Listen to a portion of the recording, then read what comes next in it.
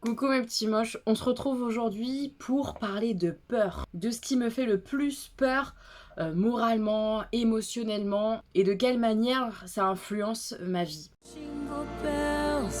Jingle bells, jingle all the way. Pour parler de ces peurs, je vais répondre à deux questions qu'on m'a posées. La première, c'est qu'est-ce qui t'effraie le plus, moralement et émotionnellement? Et la deuxième, qui est en lien avec la réponse un peu que je vais apporter, en tout cas l'une des réponses que je vais donner. On m'a posé une question en rapport avec l'énergie de faire tout ce que je fais. Est-ce que j'ai peur de ne pas suffisamment profiter de la vie si je ne remplis pas mes journées? Et en effet, ce qui me fait le plus peur, je crois, depuis quelque temps, et ça engendre le fait comme ça que je remplisse beaucoup mes journées, c'est de ne pas vivre, c'est-à-dire de ne pas, selon moi, parce que vivre, ça a plusieurs définitions, c'est de ne pas profiter entièrement de la vie, de la beauté, de ne pas voir, de ne pas savoir, de ne pas apprendre, de ne pas chérir, de ne pas aimer, de ne rien faire. De ne pas faire assez surtout en fait. Et ça, c'est un vrai problème parce que j'ai du mal à me poser, à me reposer, à relâcher un peu la pression parce que j'ai peur de ne pas profiter suffisamment. Je sais que la vie est courte, qu'elle peut changer, basculer, évoluer, et j'ai peur de rater, j'ai peur de louper quelque chose. Et c'est vrai que ça engendre un truc un peu relou parfois, pas tout le temps, et heureusement, parce que des fois, c'est juste cool de vouloir comme ça faire plein de trucs et de faire plein de choses. Mais parfois, j'en fais un peu trop, et puis après, je suis épuisée, et puis après, je suis moins patiente parce que je suis épuisée, ce qui est débile du coup, parce que tu profites moins. Il faut que j'arrive à trouver cette espèce d'équilibre entre le fait de faire, voir et de profiter de la vie comme moi je l'entends et comme moi je trouve qu'elle est cool, la vie, mais dans le même temps de me reposer suffisamment pour faire tout ça. Et parfois j'oublie de me, de me reposer.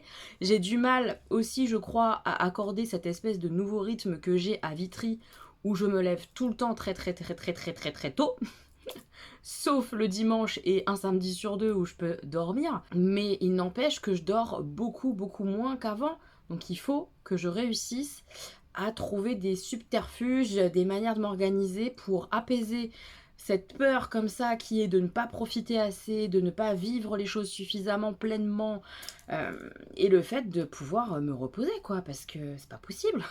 Il faut que j'arrive à apaiser cette peur, parce que c'est une vraie peur de mourir sans que ma vie ait été assez remplie.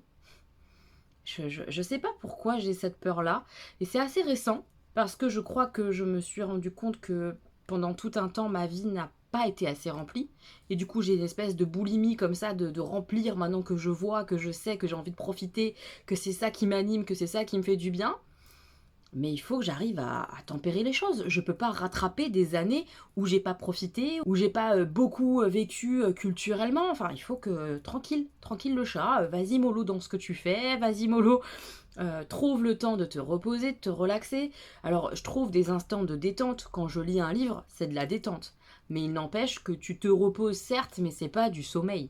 Et en ce moment, là maintenant tout de suite, pendant que je suis en train de faire les vidéos FAQ, je manque de sommeil. Mais vraiment, il faut que je dorme.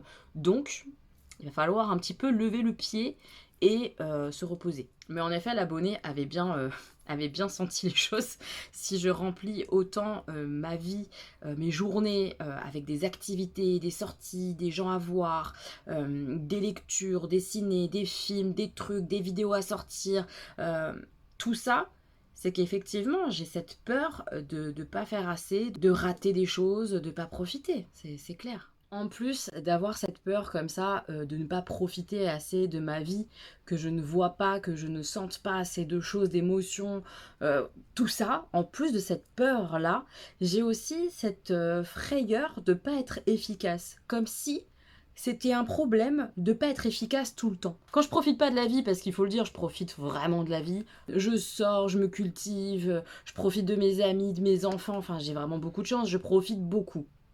Mais quand je fais pas ça, il faut quand même que ma journée elle soit remplie. Et que du coup, si c'est pas pour profiter, il faut qu'elle soit utile. Il faut que ma journée elle soit bien organisée, que j'ai plein de choses de faites à l'intérieur, que ça soit efficace.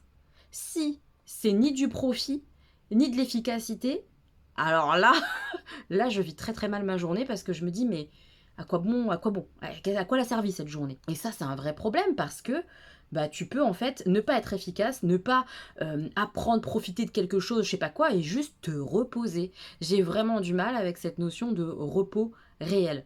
Et ça, il faut que je travaille dessus.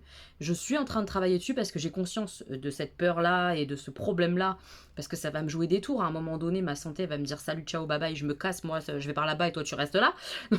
Donc il faut que des fois, calmos, calmos à la playa. Ce qui me fait très peur aussi, c'est de rater l'épanouissement de mes enfants.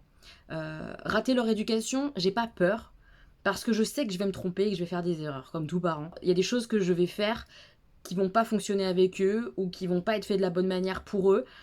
Mais en tant qu'adulte aujourd'hui, ressentant l'impact qu'a eu mon enfance, positive et négative, j'ai très très peur euh, qu'il soit pas épanoui et que ce que j'ai pu faire de ma faute ou pas de ma faute d'ailleurs, mais par exemple j'ai très peur que la séparation ait un impact sur eux plus tard dans leur épanouissement, je sais pas moi, qu'ils n'arrivent pas à s'engager, enfin peu importe, ou alors qu'au contraire ils s'engagent trop rapidement parce que c'est la chose qui leur a manqué, enfin dans leur enfance, avoir comme ça un couple qui était amoureux, enfin je sais pas comment expliquer ça, mais j'ai cette peur de voir l'impact de ma vie maintenant avec eux plus tard. J'ai très peur qu'ils soient pas heureux, un peu à cause de moi, malgré moi, mais à cause de moi quand même. Et ça, c'est une vraie frayeur. Et ça reste comme ça un peu en fond, en sourdine, et ça te fait réfléchir. Et du coup, tu essayes de faire du mieux que tu peux, tu essayes de réparer les pots qui sont cassés de leur enfance. Et est-ce que les réparations seront les bonnes? C'est difficile. Maintenant, j'essaie de me rappeler que déjà, si tu leur mens pas, ça va aider. Alors, je ne mens jamais à mes enfants. Si tu communiques avec eux, ça va aider. J'essaye d'appliquer le pas de mensonge, la communication, de les respecter. J'essaie d'appliquer comme ça des valeurs importantes à mes yeux d'adulte qui était une enfant pour que ça se passe le mieux possible. Mais malgré ça, je sais qu'il va y avoir de la faille. Je l'accepte, mais j'ai peur. J'ai peur que les minis que j'ai actuellement deviennent des grands angoissés ou avec des blessures qui soient de leur enfance. Ça me fait peur. Parce que je connais, je sais. Je les vois, mes blessures d'enfance, que j'essaye de guérir comme ça au fur et à mesure. Je vois bien que mon enfance fait que je suis l'adulte que je suis aujourd'hui. Et du coup, je suis un peu terrorisée des adultes qui vont devenir parce que j'ai peur qu'ils soient pas heureux. J'ai très peur de ça. Je veux juste qu'ils soient heureux. Donc ça, c'est une grosse frayeur émotionnelle que j'ai. On en a déjà parlé, mais j'ai évidemment peur que mes proches disparaissent à tout jamais, donc qu'ils meurent, voilà, parce que c'est le côté définitif qui m'angoisse. Je vous renvoie à la vidéo FAQ où je parle de la mort. Je vous le mets dans le petit i juste ici. Mais bien sûr que c'est une de mes plus grosses frayeurs, vivre dans un univers où ma mère n'existe plus, je l'envisage même pas.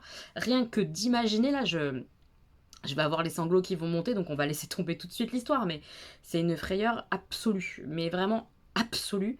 Mais c'est très compliqué, ouais, c'est vraiment un sujet compliqué.